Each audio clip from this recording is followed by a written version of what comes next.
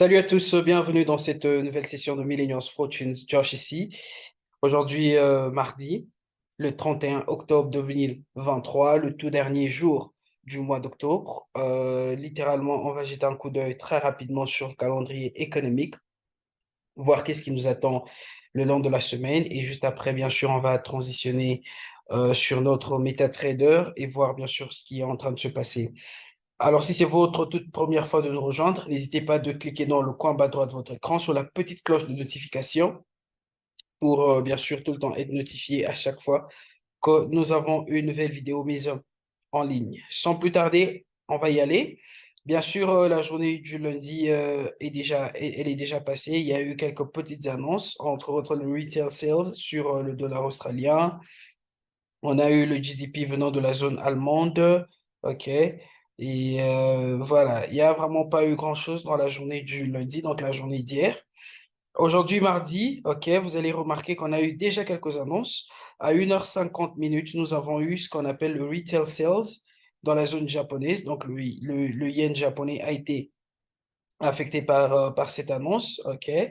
À 5h27, nous avons eu le taux d'intérêt qui a été annoncé, ok, qui a impacté le marché, ok, considérablement. À 8h30, nous avons eu le GDP venant de la zone française, ok. Et à 8h30, la même heure, on a eu une conférence de presse qui a été tenue par le comité de la banque japonaise, ok. Et voyons voir. Quoi d'autre que nous avons eu? À 2h juste, nous avons eu le CPI venant de la zone italienne. Mais non seulement ça, à 12h juste également, il y a à peu près 30 minutes, nous avons eu quoi? Nous avons eu bien sûr le CPI month to month venant de la zone européenne. Donc l'euro, toutes les paires avec l'euro ont été affectées par cette annonce. Et non seulement ça, nous avons également eu le GDP venant de cette même zone européenne, ok? Et voilà. À 14h30, nous avons une autre annonce, le GDP qui viendra de la zone canadienne, ok? Donc le dollar canadien, excusez-moi, sera bien évidemment affecté par cette annonce. 16h juste, nous avons le Consumer Confidence Index qui sera annoncé, ok? Le dollar américain, bien sûr, sera affecté par l'annonce. Et pour clore la journée, à 23h45, nous avons le Employment Change qui sera bien sûr annoncé dans la zone néo-zélandaise. Donc, le dollar néo-zélandais, bien sûr, sera affecté par cette annonce. Demain, mercredi, voyons voir ce que nous avons mercredi. Nous avons un speech du gouverneur de la Reserve Bank néo-zélandaise. Quoi d'autre? 14h15, nous avons le ADP, Non-Farm Employment Change, demain. OK, très, très important. Ça va nous donner une indication probablement de comment pourra être le NFP le vendredi. OK, donc on va garder un œil dessus. 14h40, le franc suisse sera affecté par ce discours qui sera tenu par le chairman de la banque suisse. OK. À 16h juste, nous avons le Jolt Jobs Opening, ok? Donc, le dollar américain sera vraiment affecté. Et ensuite, à la même heure, nous avons le Manufacturing PMI, ok? Et 30 minutes après, nous avons le Crude Oil Stock Change, comme d'habitude, ok? Et voilà, à 20h juste. 20h juste, nous avons le taux d'intérêt qui sera annoncé. Très, très important sur le dollar américain. Donc, la zone américaine sera affectée par cette annonce. OK, le taux d'intérêt. 30 minutes après, nous aurons une conférence de presse tenue par le FOMC. Très, très important. Donc, on sera vraiment cautious avec les paires qui ont le dollar américain. Pourquoi? Parce que demain, il y a plusieurs annonces sur le dollar. Et le jeudi, on va commencer avec le franc suisse. À 9h30, nous avons le CPI dans la zone suisse. OK? On va garder un œil dessus. Juste après, 14h juste, nous avons le taux d'intérêt qui sera annoncé par la banque anglaise, ok? Donc, le livre sterling sera affecté, bien sûr, par cette annonce-là. 16h30, excusez-moi, 16h15, nous avons un discours du président, je veux dire du gouverneur de la banque anglaise, Bailey, ok? Bailey va tenir un discours. Et vendredi, qu'est-ce que nous avons le vendredi? Yada, yada, yada. Alors, vous allez remarquer que le vendredi, nous avons quasiment ce qu'on appelle le NFP, mais je vais y arriver tout à l'heure. À 14h30, nous avons le Employment Change dans la zone canadienne. Et à la même heure, nous avons le taux de chômage qui sera également annoncé, très, très important. À la même heure, 14h30, dans la zone américaine, nous avons le taux de chômage qui sera annoncé. Et non seulement le taux de chômage qui sera annoncé, mais nous avons également ce qu'on appelle le NFP, Non-Farm Payroll, qui est l'un des grands événements sur le marché. Donc, le vendredi, on sera vraiment, vraiment cautious. Et voilà. Et à la même heure, 14h30, nous avons le average hourly earnings. OK? Donc, c'est une semaine qui sera plutôt mixte entre l'analyse technique et l'analyse fondamentale et voir bien sûr ce que le marché va nous donner. OK? Et à 16h juste, nous avons encore le non-manufacturing PMI. OK? Donc, voilà tout pour cette semaine. Ceci étant dit, on va transitionner sur notre MetaTrader pour voir ce qui est en train de se passer. Alors, aujourd'hui, mardi, nous avons déjà des très, très bons trades, OK, que nous avons pris, à peu près trois, OK, trois ou quatre quasiment.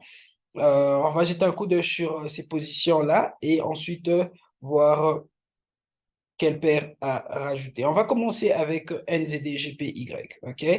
NZDGPY, qu'est-ce qu'on avait dit sur NZDGPY? On a discuté de NZDGPY depuis la semaine dernière. OK? Nous étions en train de considérer ce mouvement. Donnez-moi une seconde. Voilà. Nous étions en train de considérer ce mouvement comme notre mouvement impulsif haussier. On a eu notre première vague, seconde vague, et notre troisième vague, on voulait la voir venir nous former ce bas plus bas que ce point-là. OK? Et voilà pourquoi nous avons anticipé un achat. Alors, qu'est-ce qui va se passer avec NZD, GPY? Là, je suis sur H4. Si le prix nous donne une correction ou un retracement, ça va nous donner encore une autre opportunité d'achat. OK? Donc, nous avons déjà vu le mouvement qu'on était en train d'anticiper. Il nous a donné à peu près 60 pips en profit. Vous allez voir que notre stop loss a été déplacé. Il est maintenant en profit. Notre trade, il est sans risque. Alors, si le prix nous donne une correction, OK, ça sera une opportunité pour nous d'achat.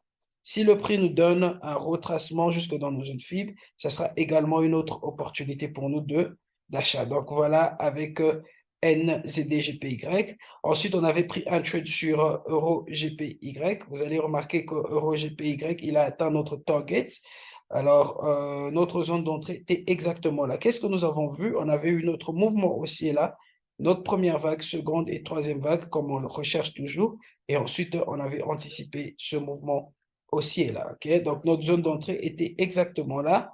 Et le prix est allé jusqu'à toucher notre take profit là. OK? Alors, sur Euro GPY, qu'est-ce que nous attendons? Nous avons une zone là. OK? Nous avons une zone là. Je vais essayer de prendre également le Fibonacci.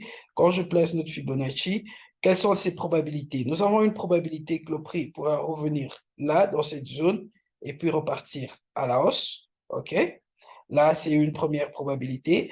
Une seconde probabilité, c'est qu'il se peut que le prix revienne se retracer jusque dans nos zones fibres, toucher la zone 61,8. OK? Et faire quoi? Et ensuite repartir à la hausse. OK? Tout comme le prix, il peut nous donner juste une correction là et ensuite il repart. OK? Donc là, ce sont les différentes probabilités de cette paire euro-GPY. OK? Ensuite, nous avons eu une autre position sur GBP, GPY. Et comme vous le voyez, GBP, GPY, on est presque sur notre take profit. OK? GBP, GPY, on est presque sur notre take profit, comme vous allez le remarquer là. Alors, on a eu notre mouvement impulsif haussier. Nous avons eu notre zone ABC, comme vous voulez voir. La seconde, je veux dire le second lot, a été plus low que le premier là, ok, comme vous le voyez. Le second lot, il est plus bas que celui-là. C'est exactement ce qu'on voulait voir. Et comme vous le remarquez, le prix, paf, il a littéralement il s'est projeté quasiment à la hausse, ok? Donc, voilà avec GBP, GPY. Alors, qu'est-ce qui va se passer? Il se peut que le prix pousse encore un tout petit peu vers le haut, ok?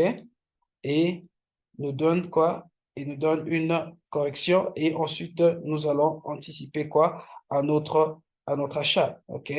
Donc, voilà, voilà, quasiment. Avec GBP, GPY, ok. Nous sommes deep en profit. Je pense d'ailleurs que notre take profit vient d'être atteint avec vous ici sur cet appel, ok. Comme vous le remarquez, il vient d'atteindre notre take profit, ok. Donc, quasiment, on va fermer ce trade, ok. Comme vous le voyez, notre stop loss était là. Nous allons fermer ce trade tout de suite là et prendre notre profit. Donc, on va juste attendre que le prix nous donne une correction et ensuite, on va anticiper un autre achat, OK? Et voilà avec GBP, GPY. Pour l'instant, nous avons une autre position ouverte qui est Euro GBP. OK? Avec Euro GBP, c'est en train de prendre un peu plus de temps. Nous avons eu ce mouvement baissier et bien sûr, nous avons eu la correction là qu'on voulait voir. Mais vous allez remarquer que cette correction est sur le daily. Le prix est encore en train de tuer presque là. Alors, il se peut que le prix nous stop out, OK? Tout comme il se peut que le prix reparte à la baisse. Mais tout ce que nous recherchons, c'est on va voir ce mouvement baissier là, compte tenu de cette correction que nous avons eue sur le daily, OK? Là, c'est avec Euro GBP, OK? Donc, voilà, avec les positions ouvertes pour l'instant. La seule paire que nous allons rajouter, c'est ODE GPY. Pourquoi on rajoute ODE GPY? Très, très simple comme mouvement. Nous avons eu bien sûr notre mouvement baissier. Nous avons eu notre A, OK? Et bien sûr, nous avons eu notre B et le C, comme on le recherche, le prix est allé faire quoi? Il est allé nous donner un haut plus haut que celui-là. OK? Donc, notre zone d'entrée sera exactement sur le prix 95,69. OK? 60, donc 6,09. Et ensuite, notre stop loss sera aux alentours de 96,315 et notre take profit sera au niveau de 93,054. OK? Donc, voilà tout pour aujourd'hui. Je nous redonne rendez-vous encore une fois demain à la même heure. Gardons ces paires à l'œil. Que Dieu nous bénisse et à très bientôt.